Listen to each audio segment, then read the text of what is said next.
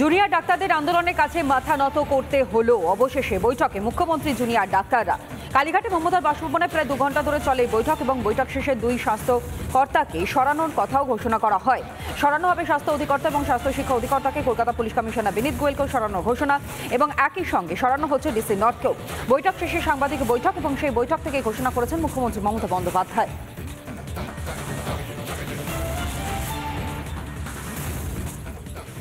বারোটা বাজে 10 মিনিট বাকি, জাস্ট 5 মিনিট আগে আমাদের জুনিয়র ডাক্তারদের টিমটা বেরিয়ে গেল।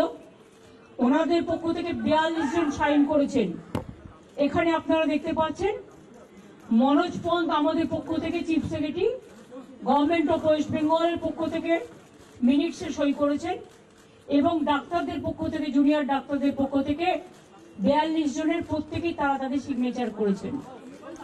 আমি আমাদের যে হোয়াটসঅ্যাপ গ্রুপ আছে নবান্নের, আমার সাথে আমার চিফ সেক্রেটারি মনোজ পল, আমার সাথে আমার হোম সেক্রেটারি নন্দিনী, আমার সাথে ডিজি পুলিশ বেঙ্গল রাজীব কুমার, আমার সাথে চন্দ্রিমা আমার এমওএস হেলথ এবং অবনীশ যে আমাদের আন্ডার সেক্রেটারি সেই ছিল।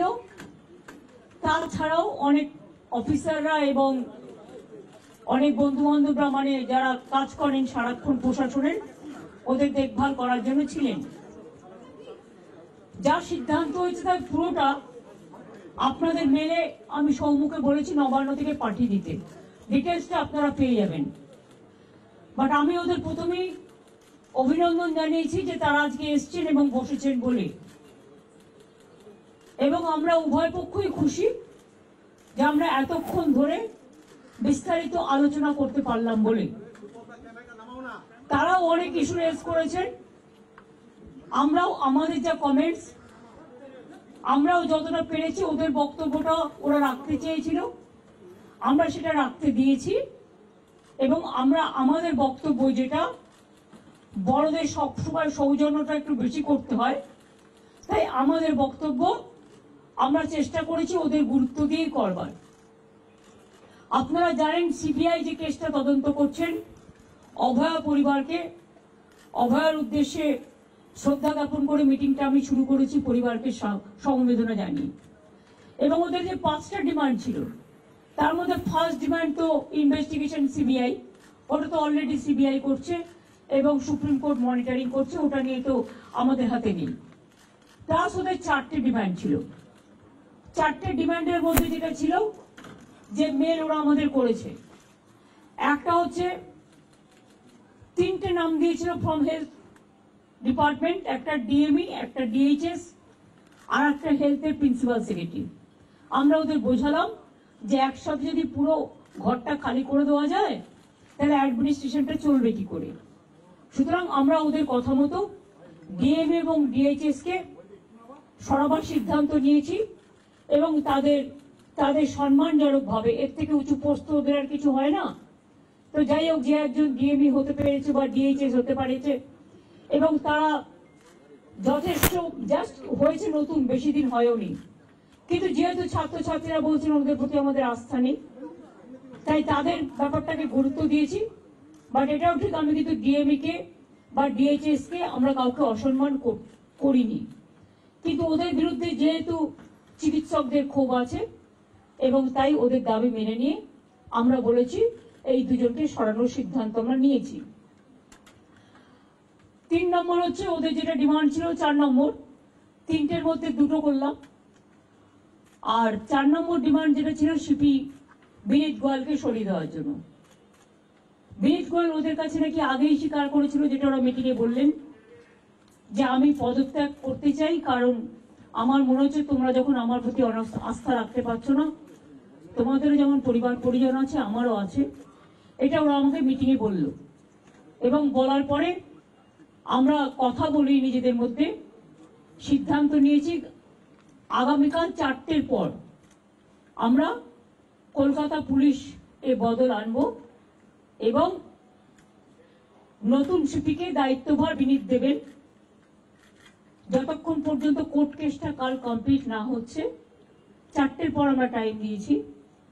সেক্ষেত্রে নতুন সিপি এবং আরো কিছু পুলিশের রদবদল হবে, সেটা চিফ সেক্রেটারি কালকে নোটিফাইড করে দেবেন আফটার 4 o'clock। এবং বিনীত যেখানে কাজ করতে চেয়েছে সেখানেই তাকে দেয়া হয়েছে। আমরা এটাও বলেছি, দেখো পুলিশ আমাদের ফোর্স এবং তারা সারাক্ষণ কাজ করেন, তাদের দিকটাও আমাদের দেখা উচিত। যাই হোক, সব কথা তো আর মিনিটসে লেখা যায় না, কিন্তু ওরা চেয়েছে বলেই বিনীত ওদের কথাটা মেনে নিয়ে আমাদের রেসপন্স করেছেন, জানিয়েছেন। তাই তিনি হয়তো সিপি থাকবেন না যতক্ষণ পর্যন্ত নোটিফিকেশনটা না হচ্ছে, নতুন সিপি আসবেন। আপনাদের সকলের সহযোগিতা কামনা করছি। অর্থাৎ 4টে পয়েন্টের মধ্যে 3টে পয়েন্ট আমরা কিন্তু মেনে নিয়েছি। চতুর্থত, আমরা নিজেদের থেকেই, যেহেতু ওই দিন সিপি পৌঁছবার আগে নর্থের ডিসি পৌঁছেছিলেন আগে এবং 14 তারিখে ঘটনাটা ঘটেছিল এবং ওরা অভিযোগ করেছিল, যার জন্য নর্থের ডিসিকেও সরিয়ে দেওয়ার সিদ্ধান্ত হয়েছে। ওখানে কাকে দায়িত্ব দেওয়া হবে সেটা কালকে ডিসাইড হবে। এছাড়াও সেফটি, সিকিউরিটি, হসপিটালের ডেভেলপমেন্ট, ইনফ্রাস্ট্রাকচার গুরুত্ব দিয়ে দেখা হবে এবং এক্ষেত্রে টাইম টু টাইম যদি কোনো প্রবলেম অ্যারাইজ করে চিফ সেক্রেটারির আন্ডারে একটি কমিটি বানিয়ে দেওয়া হয়েছে, যেখানে চিফ সেক্রেটারি নিজে দায়িত্ব নিয়ে ওরা যদি কথা বলতে চায়, chief secretary, home secretary, DG CP থাকবেন, তারা তাদের বক্তব্য জানাতেই পারেন।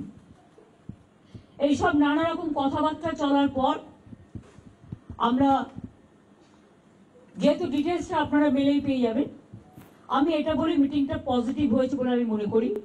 ওরাও নিশ্চয়ই মনে করে, তারাই বা সাইন করবে কেন, আর আমাদের চিফ সেক্রেটারি বা সাইন করবে কেন।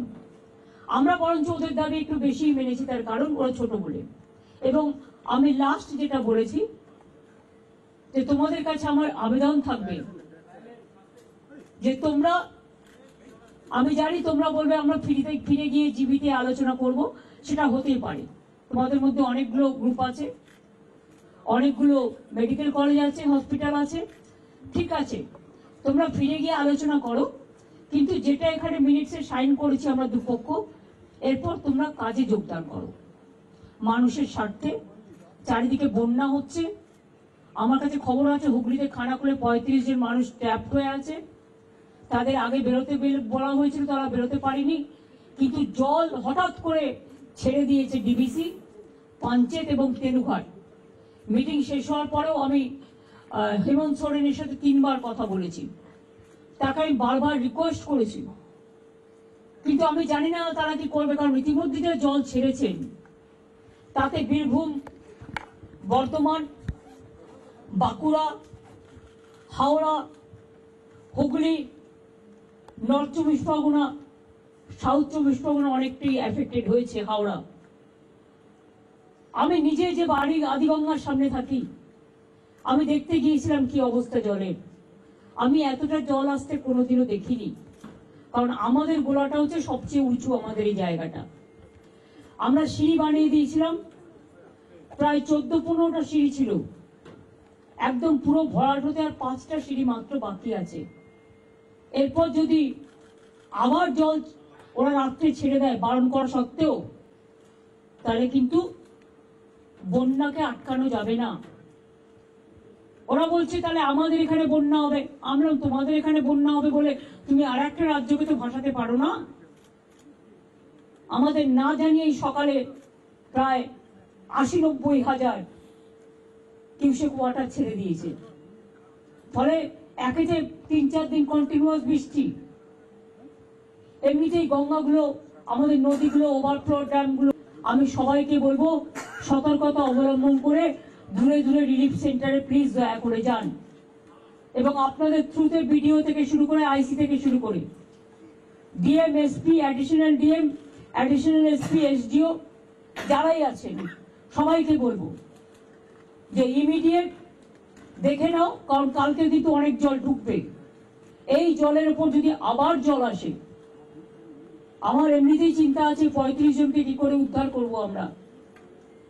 আর এখন রাত হয়ে গেছে, জলের কারেন্ট এতটাই, কেউ যে উদ্ধার করতে যাবে তার উপায় নেই, কারণ যে উদ্ধার করতে যাবে সে বোটও তলিয়ে চলে যাবে, এমন অবস্থা। তো ওখানে আমরা এনডিআরএফ টিম পাঠাচ্ছি সকালে, এবং এইচডিআরএফ টিমটাও আমরা পাঠাচ্ছি সাউথ 24 পরগনায়। সুতরাং আমরা প্রত্যেকে অ্যালার্ট আছি। বিভিন্ন জেলার নেতৃবৃন্দের সাথেও আমার কথা হয়েছে। সিএস নিজে মনিটরিং করছেন 24x7, এবং তিনি নিজেও ডিএমদের সাথে বারবার করে আজকে 2-3 বার ভার্চুয়াল করেছেন। উনি অলরেডি আমাদের 24x7 মনিটরিং চলছে, টাইম টু টাইম কি অবস্থা। এবং মানুষকে আবার আবেদন করছি, প্লিজ দয়া করে জল আর আগুন এই দুটো জিনিস নিয়ে আমাদের মনে রাখতে হবে, যে কোনো মুহূর্তে জল ঢুকে যেতে পারে। দোতলা বাড়ি হলেও যদি একতলা ভেসে যায় তাহলে দোতলা ভাসতে কতক্ষণ নেবে? কাজে জীবনের ঝুঁকি দয়া করে কেউ নেবেন না। সতর্ক থাকুন, কিন্তু জীবন বাঁচান। একটা প্রাণের দাম অনেক বেশি। এটা আপনাদের মাধ্যমে অনুরোধ করব। যদিও আপনারা জুনিয়র ডক্টরদের স্ট্রাইক নিয়ে বেশি ব্যস্ত, কিন্তু তার মধ্যে আমার জেলার মানুষের কাছে, কারণ কলকাতায় যদি এই অবস্থা হয় গঙ্গার, তাও তো হাই টাইড আজকে ছিল না। আমি দেখছি এখন জোয়ার আছে, জলের স্রোতের টান খুব বেশি আছে, এবং সেই জন্যই বুঝতে পারছি না, ইভেন আমরাও হয়তো যে কোনো সময় ডুবে যেতে পারি। জলের যে স্রোত আছে, তারপরে যদি আবার জল ছাড়ে, নিজেদের ঠিক রাখার জন্য অন্য স্টেটের পরে ছেড়ে দিলাম, এটা কিন্তু ঠিক হচ্ছে না। আমি আমার প্রতিবাদ জানিয়েছি। হ্যাঁ, বলেছি আমি যে আপনারা প্লিজ কর্মবিরতি তুলুন। এত কিছু আলোচনা, আপনাদের 4টের মধ্যে 3টে ডিমান্ডই মেনে নিয়েছি। তাছাড়াও সিসিটিভি, লাইট, রেস্টরুম, ওয়াশরুম, এগুলো করে দেওয়ার ব্যাপারেও 100 কোটি টাকা দেওয়া হয়েছে। এবং এছাড়াও সিকিউরিটি অডিটিং এর ব্যাপারেও আমরা দেখছি, সবার যাতে নিরাপত্তা থাকে, আমাদের যতদূর সম্ভব আমরা করব। আপনাদেরও বলবো লক্ষ্য রাখতে, কারণ দায়বদ্ধতা কিন্তু বোথ সাইডেরই থাকে। আর আমি আপনাদের কাছে অনুরোধ করব, অনেক মানুষ মারা গেছে, অনেক মানুষের কষ্ট হচ্ছে, চিকিৎসা পাচ্ছে না, অনেক পেশেন্ট আটকে আছে। সুতরাং মানুষ মনে করে আপনারাই তাদের ভগবান। সুতরাং আপনাদের আমি কাজে ফিরতে অনুরোধ করব। সমস্যা থাকলে সমাধান করতে হয়, আলোচনার পথ সবসময় খোলা থাকে। আজকে 3 দিন অপেক্ষা করার পর, আজকে 4 দিন 5 দিন, 3 ঘন্টা 2 ঘন্টা 3 ঘন্টা অপেক্ষা করার পর আজকে প্রায় সব প্রসেস শেষ করতে 5.5 ঘন্টা টাইম লেগেছে।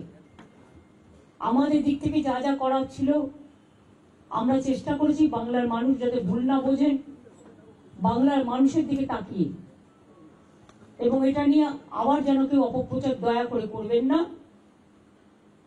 বাংলায় দুর্গাপুজো আসছে, এটা আমার আবেদন আপনাদের কাছে। এটা আমাদের মিটিং আলোচনা হয়নি, আমি করিনি, এটা আমার পক্ষ থেকে বন্যাটা এবং ফ্লাডের ব্যাপারটা আমি বলেছি। এই পরিস্থিতি, সুতরাং ম্যালেরিয়া বাড়বে, ডেঙ্গু বাড়বে, জলজনিত রোগগুলো বাড়বে। আপনাদের খুব প্রয়োজন এখন, আপনারা হাসপাতালে পেয়ে যান। আমি এটুকু বলতে পারি, কারোর বিরুদ্ধে কোনো শাস্তিমূলক ব্যবস্থা নেওয়া হবে না।